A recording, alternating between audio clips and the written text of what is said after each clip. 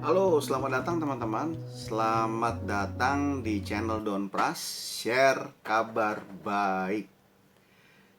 Nah, saya akan memberikan judul pada video pertama saya ini, tips cara mengatasi anxiety disorder melalui Alkitab.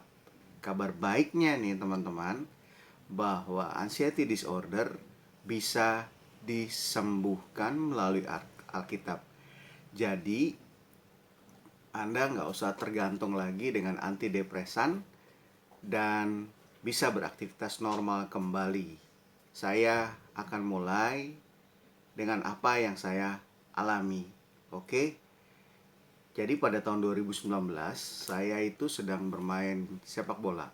Nah, setelah saya selesai bermain sepak bola, saya istirahat sambil saya berjalan di tepi pinggiran lapangan sepak bola.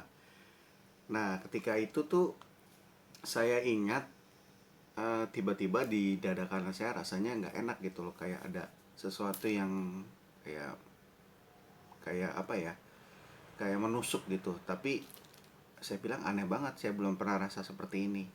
Kemudian ketika saya sedang pegang ini, tiba-tiba ketika saya mau melangkahkan kaki kiri itu darah tidak mengalir. Nah, dalam keadaan seperti itu sahabat saya menolong saya sehingga saya bisa dibawa ke rumah sakit terdekat. Nah, singkat kata, di rumah sakit terdekat tersebut, di UGD ya, dokter berkata setelah mengecek keadaan saya bahwa keadaan jantung saya oke. Tapi saya kecapean. Yang kedua, dia bilang saya kena serangan panik. Nah, setelah saya diberi obat sama dokter, keadaan saya tenang dan menjadi stabil. Nah, thanks God-nya nih, pokoknya hari itu saya bisa pulang. Ya senang dong ketika kolaps di lapangan terus bisa pulang hari itu juga ketemu istri dan anak-anak saya. Nah, setelah itu jelang 3 hari kemudian itu ada sesuatu yang berubah, yaitu gini, mata saya itu seperti blur, kayak kayak nggak jelas gitu ngelihat sesuatu. Nah, itu yang pertama yang saya lihat perubahannya, ada sesuatu yang berbeda. Yang kedua, nah ini semakin menjadi-jadi nih. Yang kedua, itu kalau kena sinar matahari rasanya nggak nyaman banget diri saya. Jadi kalau saya paksain tuh rasanya saya nggak bisa nafas.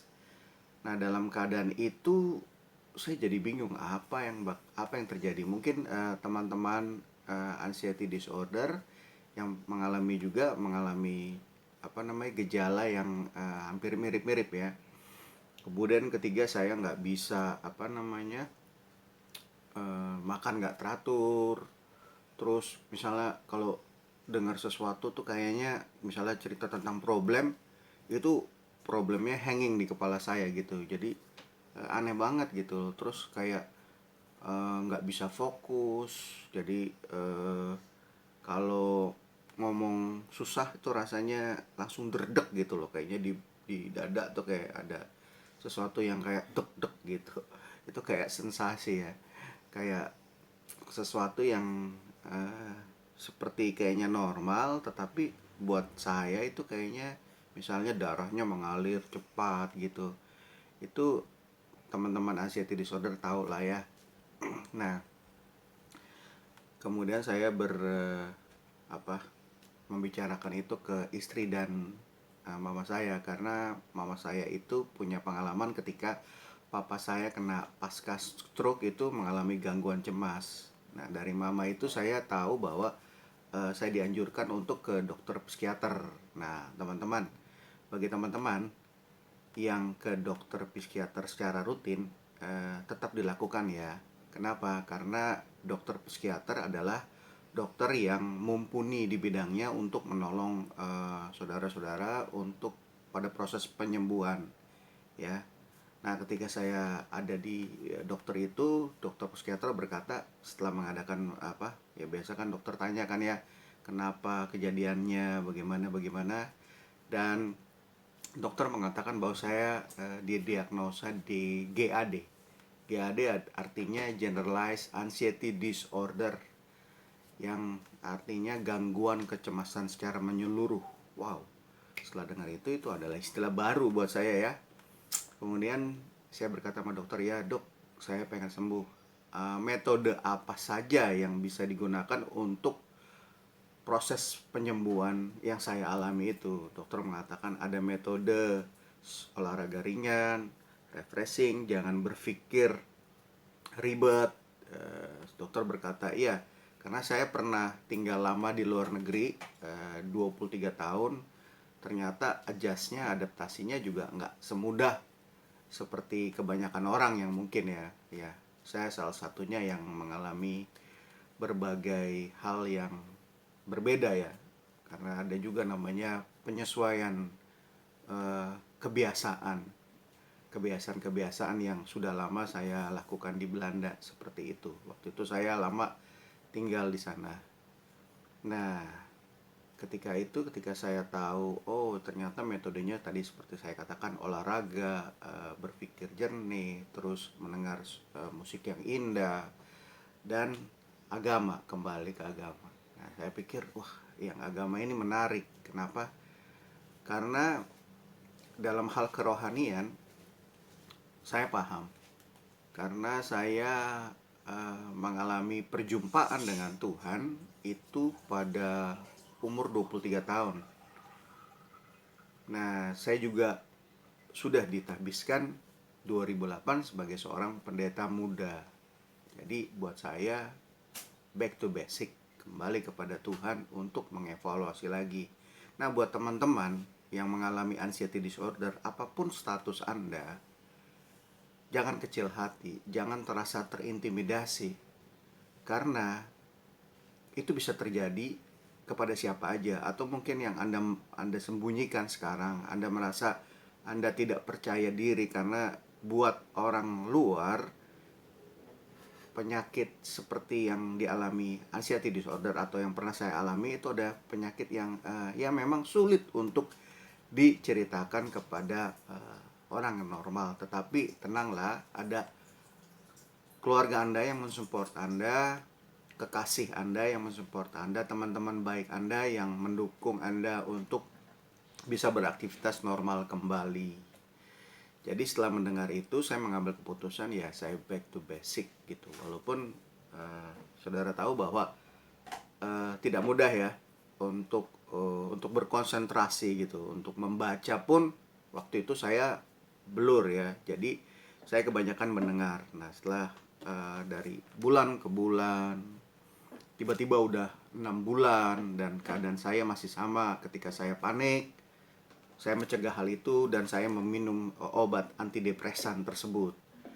Nah, saya nggak mau diam di dalam keadaan yang sama. Saya nggak mau tergantung sama antidepresan, ya, karena itu sangat nggak enak buat saya. Dan mungkin teman-teman anxiety disorder merasakan, wah saya baru mengalami ini atau saya sudah lama. Tapi tenang, ada kabar baiknya. Kabar baiknya adalah anxiety disorder bisa disembuhkan melalui Alkitab. Oke. Nah, ketika keadaan saya udah semakin nggak ada perubahan, akhirnya saya benar-benar bertanya kepada Tuhan, Tuhan, saya mengalami kementokan nih, saya nggak tahu lagi. Saya berdoa, Tuhan tolong saya. Tuhan itu dahsyat ya, Tuhan mendengarkan doa. Jadi inilah yang saya alami. Nah, ketika saya berdoa tersebut, Tuhan seperti membukakan satu kayak pewahyuan atau pencerahan buat saya bahwa begini. Yohanes 1 ayat 1 dikatakan, firman adalah Allah. Ketika saya menyadari itu, ya buat seorang anxiety disorder tuh nggak bisa mikir terlalu banyak. Satu aja cukup, ya nggak? Kalau orang-orang ngerasa bahwa dia mesti begini begitu, kita cukup satu aja. Dan saya mengambil satu ini sebagai stepping stone gitu loh. Jadi inilah untuk melangkah lebih lagi pelan-pelan. Oke, saya paham itu. Jadi saya membuat judul ini, tips untuk mengatasi anxiety disorder melalui Alkitab.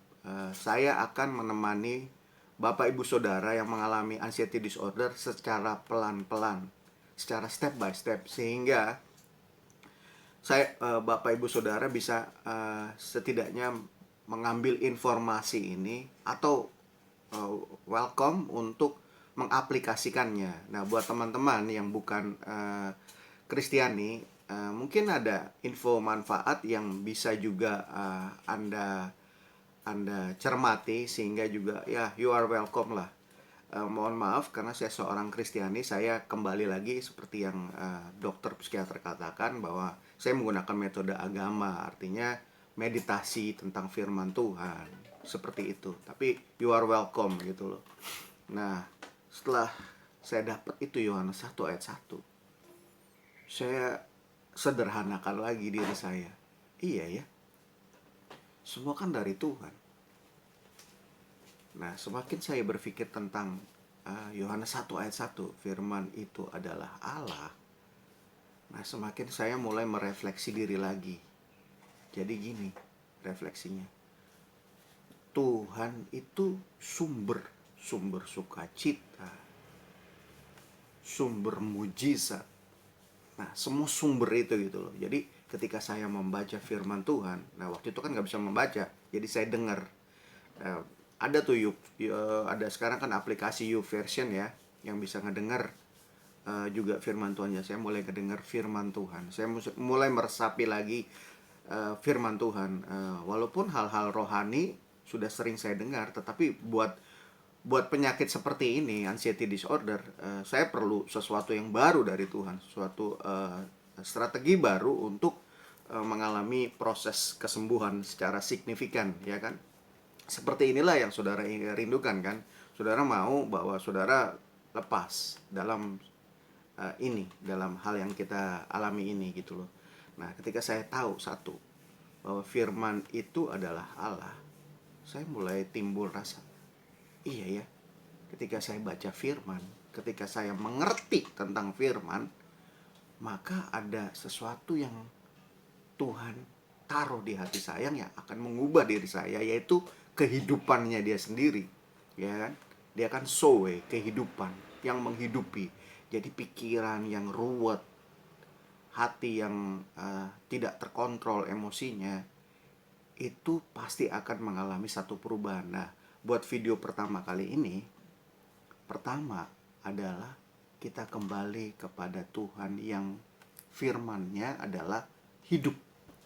Jadi renungkan itu sebelum saya akhiri ini. Saudara buka Alkitab saudara, Yohanes 1 ayat 1, bahwa firman adalah Allah.